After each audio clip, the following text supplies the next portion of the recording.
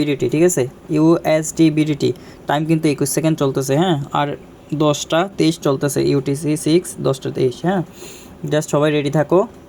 USD BDT next candle go for up, সবাই আপে trade করবা, ঠিক আছে, সুন্দর করে আপে ট্রেড করে লাগাই দাও, ঠিক আছে।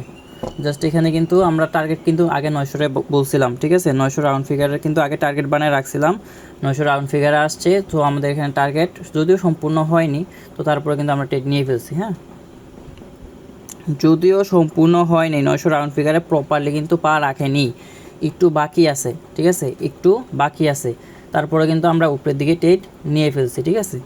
জাস্ট ওয়েট এন্ড সি, দেখা যাক।